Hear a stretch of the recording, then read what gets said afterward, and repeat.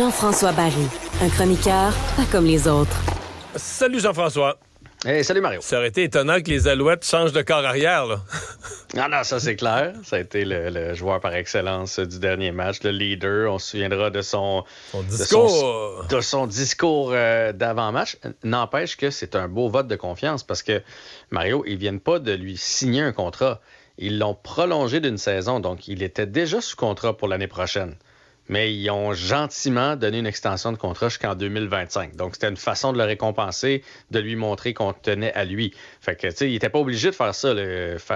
Cody Fajardo était, j'ai toujours de la misère avec son nom de famille, Fajardo, était sous contrat avec les Alouettes pour l'an prochain. Donc, c'est vraiment un vote de confiance. Et je pense aussi que ça doit être une façon de cimenter l'équipe parce qu'il y a plusieurs négociations de contrats à venir. Entre autres, William Stenbach, là, notre porteur de ballon, qu'est-ce qui va arriver avec lui. Fait que je trouve que c'est un signal fort envoyé aux autres joueurs. Tu sais, les autres joueurs qui pourraient être tentés de dire tout d'un coup que j'ai un petit peu plus d'argent à Winnipeg ou un petit peu plus d'argent à Calgary. Là, tu sais que le pilier est là pour les 2 prochaines saisons. Donc, c'est tentant pour les autres joueurs, même les joueurs autonomes des autres équipes, de venir jouer ici à Montréal. Donc, c'est un beau vote de confiance. Et j'entendais tantôt Danny Machocha qui racontait que dans les discussions avec son corps arrière, il a même dit, gars, moi je suis prêt à accepter un peu moins d'argent, mais pour toujours avoir une équipe compétitive sur le terrain. Donc c'est tout à son honneur. 31 ans, joueur par excellence de la Coupe Grey et premier dans la Ligue dans le pourcentage de passes complétées, mine de rien. Donc, une belle signature pour les Alouettes de Montréal. Et pour les partisans aussi, parce que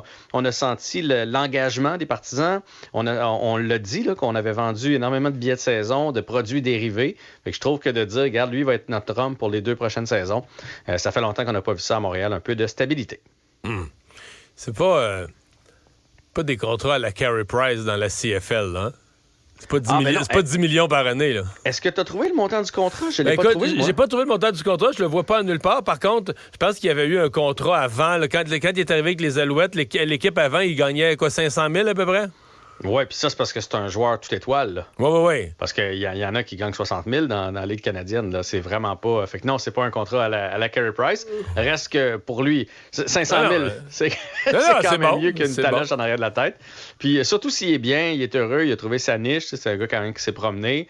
Regarde. Tout le monde est heureux dans cette histoire-là. Ici, il fait 500, tant mieux. S'il fait 750, on est encore plus content pour lui. Et parlant de contrat, depuis que Montembeault en a un, est-ce qu'il vient de s'acquérir une espèce de statut de véritable premier gardien avec ce que ça veut dire? Bien, je pense que oui, avec son contrat. Je pense que oui aussi, avec ses performances. Parce que Samuel Montembeault, si on regarde les 3 derniers matchs, le match de Samuel, le match de Jake Allen et la partie de Caden Primo, c'est le seul des 3 qui a livré la marchandise haut la main. Donc, non seulement, oui, il y a le contrat, il y a l'espèce de statut que l'équipe lui donne, mais il l'a prouvé par ses performances. Donc, dans le fond, la nouvelle, c'est que pour la première fois de la saison, Mario, quand même, première fois de la saison, Samuel Montembeault va avoir 2 départs en 2 matchs. C'est arrivé une autre fois où il a été d'office pour 2 parties de suite, mais c'est parce qu'il était venu en relève à Jake Allen. Donc, il n'avait pas mérité les 2 départs. On lui avait pas donné d'emblée. Et c'était une longue disette là, chez le Canadien, une longue séquence de gardiens qui rotationnaient. Je ne sais pas si tu as attrapé ce reportage-là l'autre jour. Je me souviens pas si c'était à TVA Sport ou à RDS là, qu'on avait donné cette statistique-là. Mais la dernière fois qu'on avait été aussi longtemps avec un gardien différent pour une séquence de 20 quelques parties, c'était en 86 avec Patrick Roy, Doug Soutart et Rick Wamsley. Là. Ouais. Ça nous ramène quand même assez loin, là, ces souvenirs-là. Donc, on lui donne un 2 en 2. Il l'a dit aujourd'hui parce que il n'a jamais demandé de devenir le numéro 1. Il n'a jamais chialé sur son utilisation, mais il a dit aujourd'hui qu'il était content d'avoir ce départ-là, qu'il était content de pouvoir trouver du rythme. Mais on dirait que tu sais, je sais que c'est toujours un peu une affaire qui apparaît un peu ésotérique, tu sais.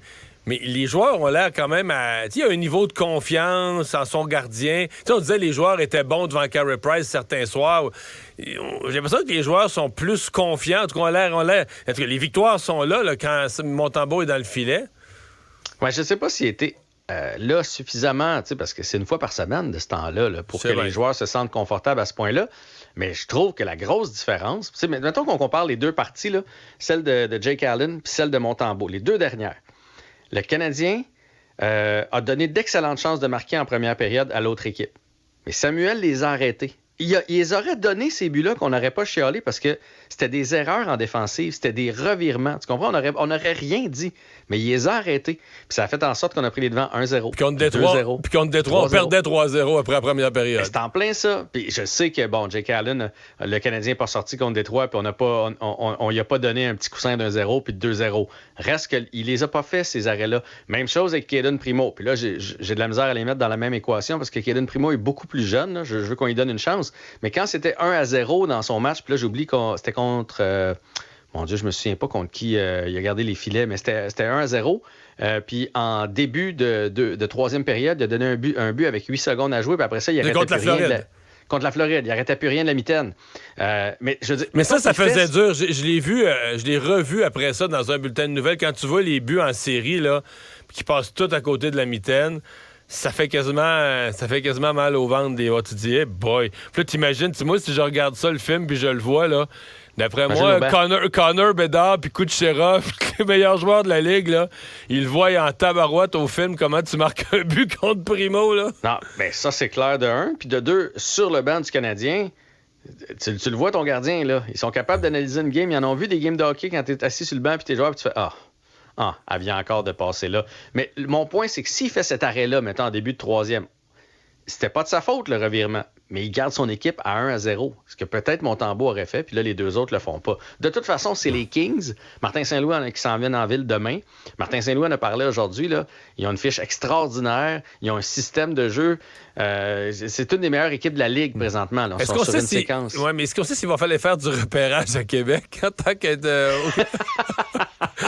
Je sais pas, moi. Ça a l'air que les gars sont allés sur Grande Allée. Jeter un coup d'œil, les Ashton, goûter à ça. Oui, ben c'est quand même un drôle de hasard hein, que ça se soit annoncé, que ça fasse controverse, puis que le Canadien s'adonne à jouer contre les Kings 2 fois en l'espace de 3 semaines, en plein dans cette période-là. J'imagine François Legault a regardé ça et a fait les Kings en ville pendant qu'on est en grève, on va encore en entendre parler. Chakai qui va jouer, c'est son premier match avec le Rocket? Oui, premier match avec les Sénateurs de Belleville, contre les Sénateurs de Belleville ce soir, donc avec le Rocket de Laval. Moi, pour vrai, je vais regarder un œil. Je suis curieux de voir si les joueurs vont l'essayer. Je suis curieux de voir l'utilisation qu'on va en faire. Est-ce qu'on va lui donner 24 minutes par partie comme un numéro 1? Est-ce qu'on va lui donner l'avantage numérique, du désavantage numérique? Je vais regarder un œil à Albert Chakai ce soir, voir aussi dans quelle forme, parce que moi, son épaule m'inquiète quand même. Là. Pour un dur, c'est un dur. Là. C'est un dur, mais le coup qui l'a blessé cette fois-ci, là, c'était pas si violent. Je sais que des fois, quelqu'un va faire une chute sur la glace et tu dis, il est pas si mal tombé, mais il s'est fait mal beaucoup. Puis d'autres fois, quelqu'un prend une débarque de fou. Il y a un hasard là, dans une chute. Mm-hmm. Mais quand tu regardes le coup, c'est comme il en arrive à longueur de soirée avec des joueurs bien plus petits, puis des chocs comme ça. Puis, voyons, il est blessé à une épaule pour un mois. Ouais, ben, tu sais, le gars Kirby Dach, c'était quasiment rien quand il s'est fait frapper, puis sa saison est terminée. Fait que, tu sais, les ligaments, ces choses-là. Puis je pense que ce qui a été traite dans son cas, c'est qu'il pensait avoir l'ascendant sur Barbashev parce qu'il est plus gros, Chakai. Il pensait, on appelle ça le reverse hit, là. Il s'en vient pour te frapper, puis comme il arrive, tu y voles son idée de te frapper. Je sais pas si tu me suis au hockey, là, c'est ça. Au lieu de t'en aller dans la bande puis d'absorber, tu fais juste comme il va s'élancer, tu y donnes. Mais il a mal chronométré son affaire, puis ça a fait en sorte que on dirait qu'il est arrivé avec trop d'espace dans... Moi, mon fils, là, ce qu'il me dit, moi, j'ai pas joué contact à son niveau. Quand t'es à côté dans la bande, ça fait pas si mal. Mais si tu as le malheur d'avoir un peu d'espace entre toi et la bande, c'est là où ça fait mal. Puis lui, visiblement, son épaule n'est pas atterrie de la bonne façon. Tout ça pour dire que j'espère qu'il ne va pas commencer à avoir des problèmes d'épaule récurrents parce qu'on va se le dire, là, si tu veux te battre puis tu veux jouer dur, tu veux jouer tough, tu veux être dans l'alignement pour protéger tes coéquipiers, ben on a besoin d'avoir un gars qui a des 2 épaules en pleine santé. Fait que je vais regarder ça ce soir. Puis le Rocket, en passant comme ça, c'est 7 défaites en ligne. Fait que c'est pas nécessairement l'environnement propice pour aller performer. Là. Ouais. Et retrouver sa confiance. Non, et finalement, il y a Jacques Martin qui a été rappelé à jouer un rôle avec les Sénateurs d'Ottawa, une équipe qu'il connaît.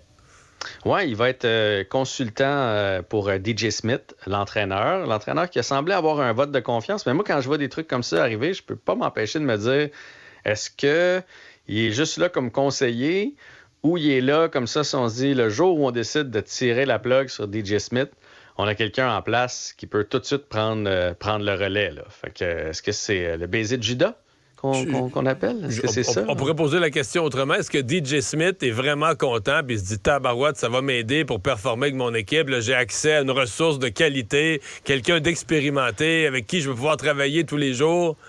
Ben ça, logiquement, oui, il devrait être heureux de pouvoir l'appeler comme conseil, mais en tout cas, moi si j'étais lui, je ferais ouf, on dirait que les requins tournent autour de mon petit bateau. Fait que, mais ça va comment? Je suis pas tellement. Ça va comment présentement, les sénateurs? C'était difficile? Est-ce que ça replace? Ouais, ils ont gagné hier, mais ils jouent pour 500, les sénateurs. Là, ça casse rien. Ils sont en bas du Canadien. Ils ont moins de matchs de jouer, là, mais c'est pas la saison. Parce que les attentes montent là-bas. Les partisans sont de plus en plus à se dire on veut arriver dans l'élite de la Ligue. C'est la différence avec les Canadiens. Les Canadiens, on sait qu'on est encore en reconstruction. Les sénateurs là, commencent à avoir une bonne équipe. On a hâte que ça performe. C'est sûr qu'ils ont beaucoup de blessés. Ça les aide pas. Puis de l'autre côté, quand j'ai vu ça, Jacques Martin, je me suis dit, tu sais, on n'arrête pas de dire DJ Smith est de la vieille école, on aime ça quand ça brasse, etc. On va chercher Jacques Martin, qui est un spécialiste du jeu défensif. Là. Je suis pas sûr que Tim Studley a fait aujourd'hui, il s'est dit « Oh yes! » Ouais, c'est vrai. Hein? C'est pas Martin Saint-Louis, là. C'est pas un gars qui va te montrer comment te placer pour décocher des lancers. Là. Lui, Jacques Martin, son style, c'était on ferme le jeu, on n'en donne pas, puis on verra ce qui va arriver par la suite. On donne pas d'espace, on donne pas de chance. C'est ça. On profite des petites ouvertures. Hey, merci, à demain. À demain. L'actualité.